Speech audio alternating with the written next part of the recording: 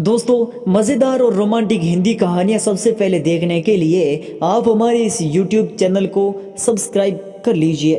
प्रमोद नया नया डॉक्टर बना तो सबने उसे खूब बधाइयाँ दी। उसकी पोस्टिंग जिस आलू कतला गांव में हुई थी वह पिछड़ा हुआ इलाका था। तो कहे तो भतीजे के पीए से बात करूं, ऐसे गांव में जाकर डॉक्टरी करने का क्या फ़ायदा जहां बिजली नहीं रहती हो। भूपेश ने प्रमोद से कहा तो उसने साफ इनकार कर दिया। नहीं दोस्त, मैं नहीं चाहता कि सिपारिश के बल पर अपनी पोस्टिंग कहीं दूसरे शहर में कराकर खुद गर्ज बन जाऊं। सरकार ने मुझे आलू को तला गाँव भेजा है तो मेरा फर्ज बनता है कि वहां जाकर गांव वालों की सेवा करूं। ठीक है, जैसी तेरी मर्जी। वक्त का तकादा तो यही है कि हाथ पैर मार कर ढंग की जगह ले लेता और ठाठ से डॉक्टरी करके चार पैसे कमाता। भूपेश बोला। प्रमोद नहीं माना। उसकी शादी 2 महीने पहले ही पूनम से हुई थी। मैं हर हफ्ते घर आया करूंगा डार्लिंग। वह गांव में तुम्हें ले जाकर मुसीबत में डालना मैंने ठीक नहीं समझा। प्रमोद ने अपनी बीवी को बाहों के घेरे में लेते हुए वादा किया कि वह दिन में एक बार उसे फ़ोन जरूर करेगा। ठीक है, जैसा तुम ठीक समझो। वैसे भी मैंने अपनी ज़िंदगी के 20 साल शहर की सुख सुविधाओं के बीच गुजारे हैं। गांव में जाकर रहना तो दूर की बात है, मुझे तो उसे देखना भी भारी लगता है। पूनम बोली। वाकई आलू कतला गांव काफ़ी पिछड़ा हुआ लग रहा था। जिस समय प्रमोद वहाँ ड्यूटी ज्वाइन करने पहुंचा वहाँ बिजली नहीं थी। गर्मी और पसीने से तरबतर हो रहे प्रमोद को वहीं पड़े गत्ते के टुकड़े से हवा खानी पड़ रही थी। गांव में नया डॉक्टर आया है, ये खबर आग की तरह फैल गई। गांव वाले डिस्पेंसरी के इर्द गिर्द जमा होकर उसकी तरफ देख रहे थे जैसे कोई अजूबा हो। प्रमोद का क्वार्टर वहीं डिस्पेंसरी के बगल में था, इसलिए वह काफ़ी समय इलाज के लिए मुहैया रहता, फिर खाना खाने और सोने के लिए क्वार्टर में चला जाता। दिन भर मरीजों को देखने के बाद प्रमोद काफ़ी थक जाता था। थकान की वजह से खाना बनाने का काम उसे बहुत मुश्किल लगता था, लेकिन वह जैसे तैसे कुछ खा पी कर सो जाता था। डॉक्टर साहब, ये इमरती है, ये सुबह शाम दोनों समय आपका खाना बना दिया करेगी और क्वार्टर की साफ सफाई भी करेगी। एक दिन मुखिया जी प्रमोद के पास आए। उनके साथ 20-21 साल की एक दुबली पतली लड़की भी थी। इसकी क्या ज़रूरत थी मुखिया जी, आपने बेकार में कष्ट किया। पेट भरने लायक खाना बनाना आता है मुझे। प्रमोद बोला। इसमें कष्ट कैसा डॉक्टर साहब, आखिर आप इस गांव में हमारे मेहमान हैं, आपकी सुख सुविधाओं को ख्याल रखना हमारा फ़र्ज बनता है। मुखिया जी ने हाथ जोड़ते हुए प्रमोद से कहा। तो वो मन ही मन गांव के लोगों का अपनापन देखकर खुश हो उठा। अगले दिन से इमरती प्रमोद के घर काम करने के लिए आने लगी तो उसे सहूलियत हो गई।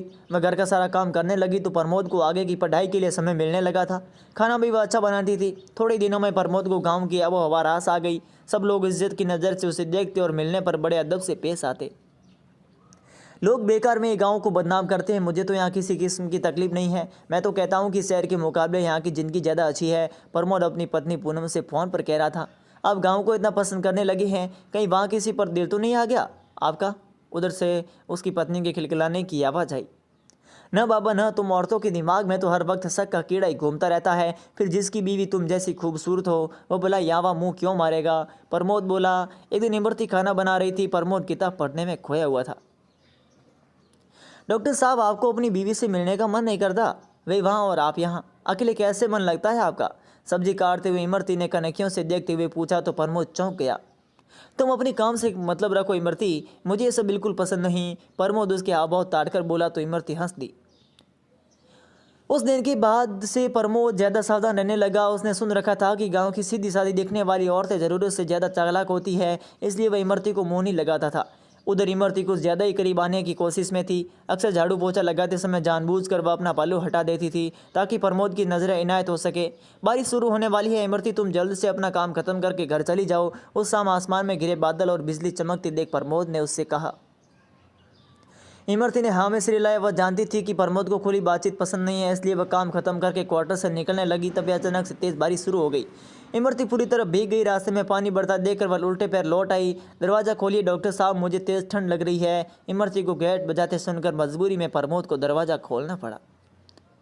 सामने इमरती खड़ी थी, पूरी तरह भीग चुकी थी वह। उसके कपड़े गीले होकर शरीर से चिपके हुए थे। भीगे कपड़ों में वह गजब ढा रही थी। प्रमोद इसे हालत में खड़ा देखता ही रह गया।